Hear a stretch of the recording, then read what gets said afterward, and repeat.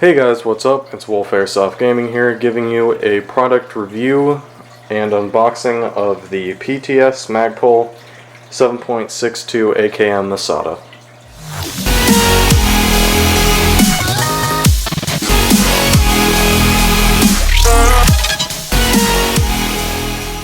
Okay, so to start out this review, a few things to note about where I got this gun, how much, and all that other jazz.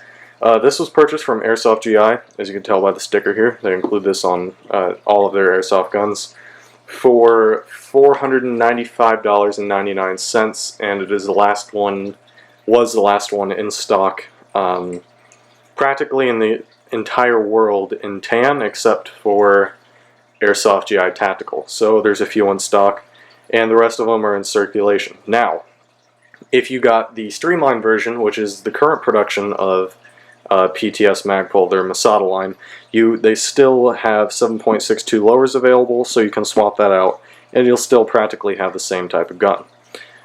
So it's got a label on it, made in Hong Kong, and externally the box is extremely nice quality, standard, Magpul boxes and whatnot. And Airsoft GI did a pretty bad job shipping this, and they even managed to damage the box itself.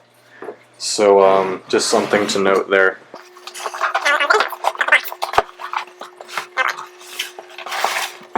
Okay, so inside the box you get this nice protective coating here. This is a nice nice foam, and that protects the top of the gun.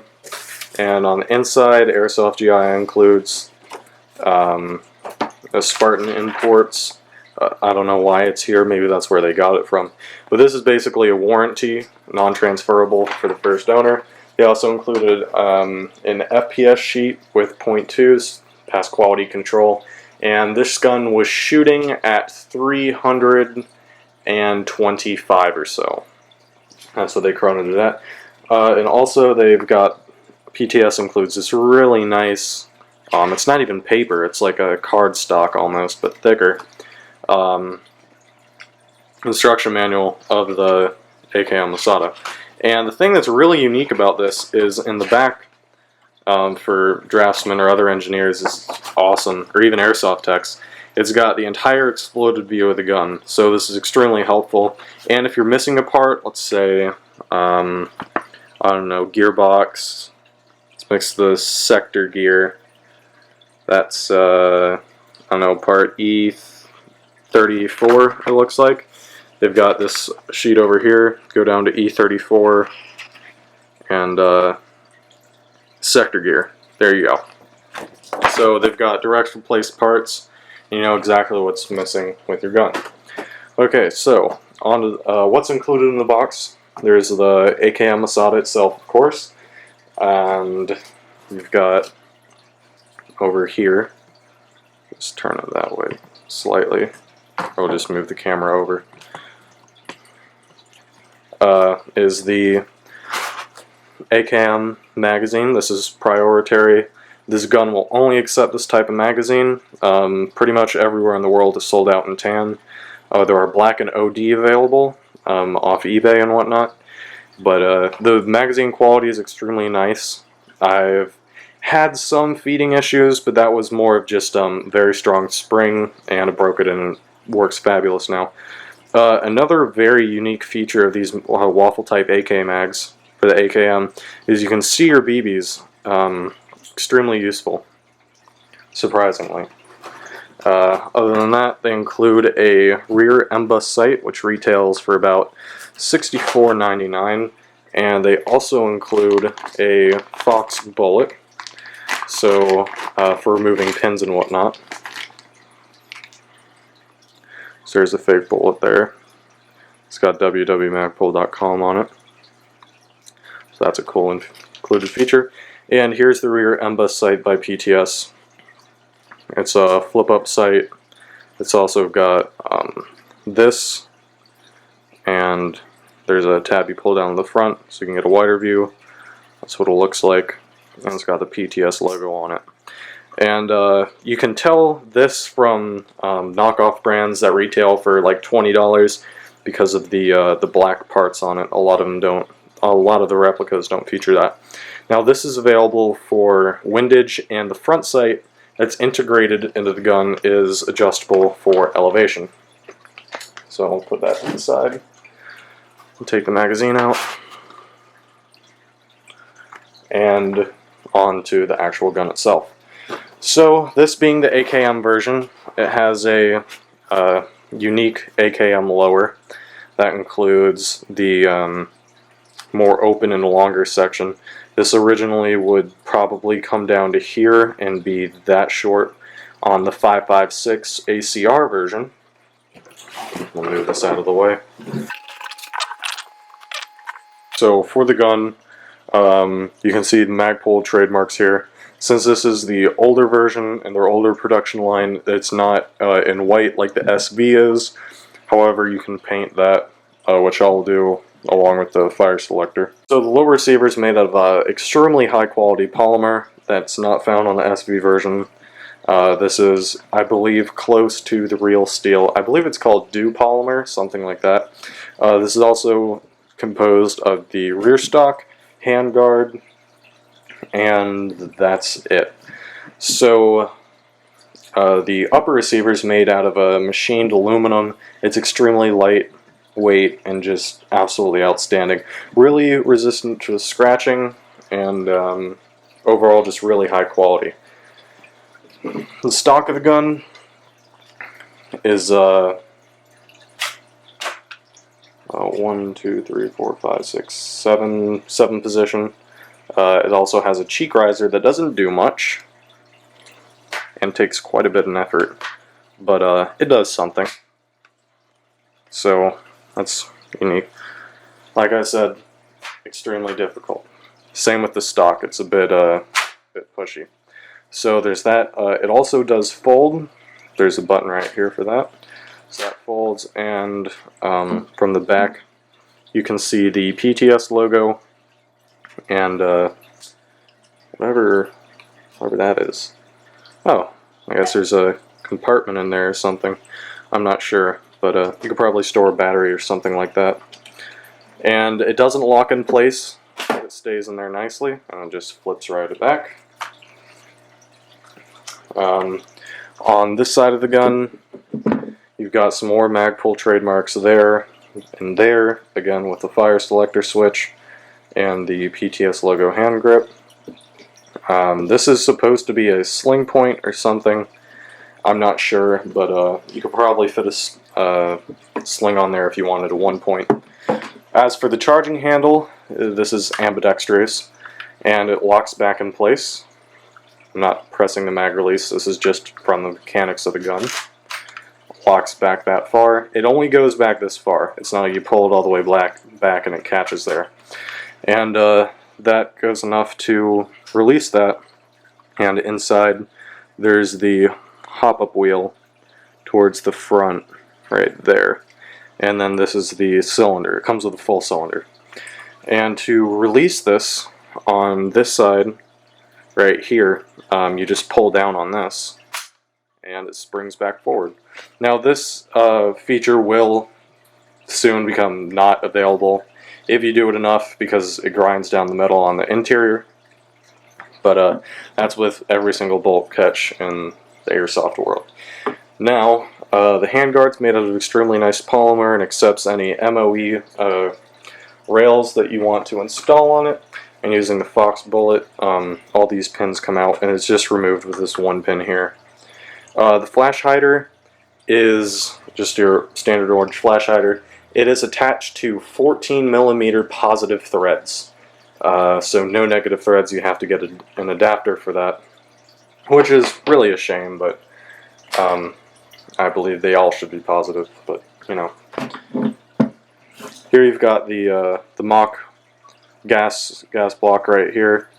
Can change for pressure if you have a silencer and is an actual firearm. Unfortunately this isn't, but it's a cool true realistic feature to its real steel counterpart. Up here you've got the flip up sight. Just press this button down and it springs forward.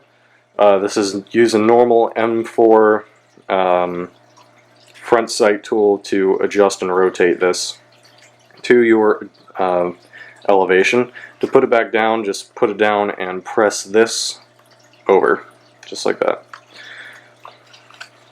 So this gun is extremely comfortable to hold, so much better than any other gun that I've owned as far as externals. This thing is amazing. Unfortunately, the internals of this gun have been known to be notoriously faulty. So what I would say with this is pay for the externals, pray for the internals, because there's basically something wrong with 90% of these, and it's something different every time. Could be a hop-up issue of having no hop, having feeding problems, the gearbox cracking, the gearbox already coming cracked, the piston stripped, whatever. I've just heard a lot of those stories fresh out of the box. And so to get to the internals, or the gearbox of this gun, it's these two pins right here. The bottom drops out and the upper comes off. It also features a quick barrel detach system where you pull a lever down, pull it 45 degrees to the side, and the whole thing comes off. Make sure to turn your hop-up down to 0 when you do that, or else you'll completely break the hop-up unit, which isn't that good in the first place, so it may be a good thing. But inside the barrel unit, it's got the external barrel as well as the internal barrel and the hop-up bucking. So the nub and the hop-up unit remain inside the upper receiver. The lower receiver just consists of the gearbox, motor, all that other stuff. And speaking of the gearbox, it is a version 2 and 3 hybrid, most resembling a version 2 with a motor cage. It's also narrower than most gearboxes, and it has an elongated air nozzle, so keep that in mind. And last, the stock of the gun comes off with these two bolts here and slides upwards, so you can change whatever stock that you want on that. Review. For the externals of this gun, I'd give it a 10 out of 10. I'd give it more than that if I could. This gun is just simply amazing as far as externals go.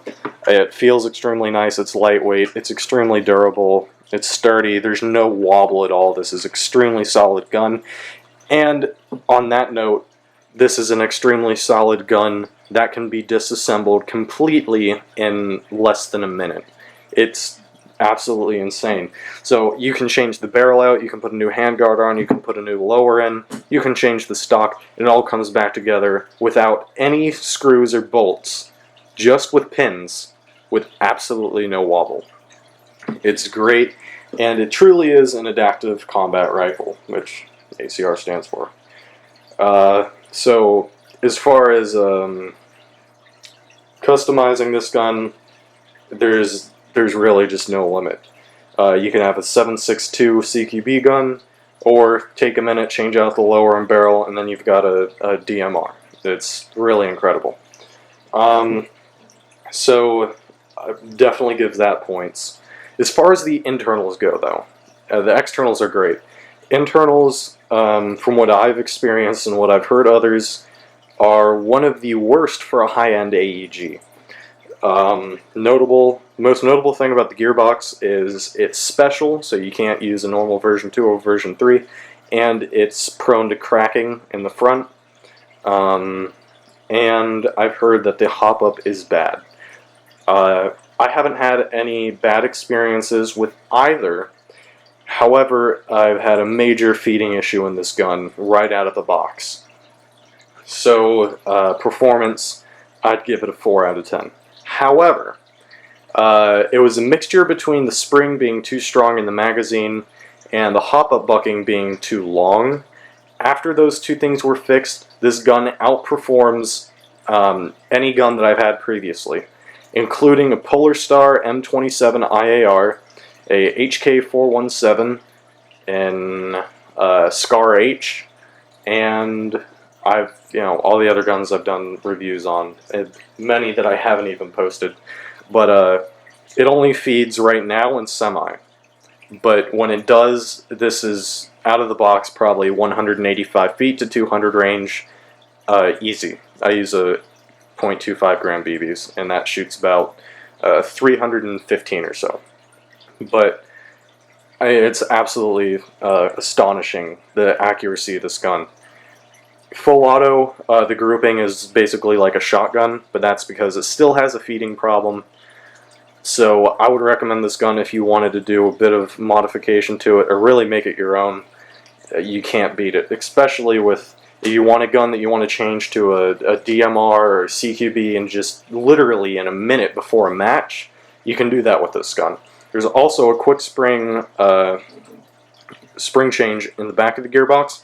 You unscrew something and pop the spring right out, and you can just change it and put it back in. Another thing to note about this gun is they do make aftermarket hop-ups, and there is one aftermarket gearbox made of CNC aluminum.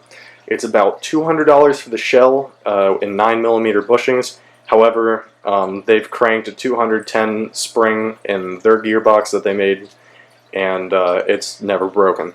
So you can turn this thing into absolutely anything. You just have to swap out the internals, and it's basically indestructible. As far as the externals go, outstanding out of the box. So overall, I'd give this gun an 8 out of the 10 because of the internals. Other than that, I personally really like this gun. I'm always looking for something that can be a lot of things at once, like the Polar Star or SMP or any other type of HPA system.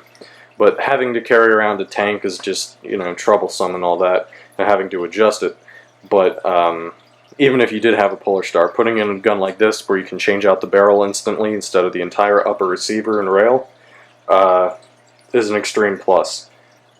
You could literally change anything about this gun in seconds. So, that being said, 8 out of 10, definitely worth the money to get. You can find these guns at, they're discontinued, so it's kind of hard to find them out there. Any, like eHobby Asia has them, a lot of Asian websites do. Airsoft Megastore, I believe, have some. Airsoft Atlanta has some, and Airsoft GI still has them. E-Bike does not carry these, however. Most retailers carry the new SB version, which have a better gearbox that I've heard still has problems, but they've upgraded some things on the internals and downgraded a lot on the externals as far as quality. But that's another alternative option. So, that about wraps it up for this review. If you guys have any questions, comments, concerns, leave them down in the comments section below or message me on my channel. So, this is Wolf Airsoft Gaming. This concludes the review of the PTS Magpul AKM, and I'll see you guys in the next video.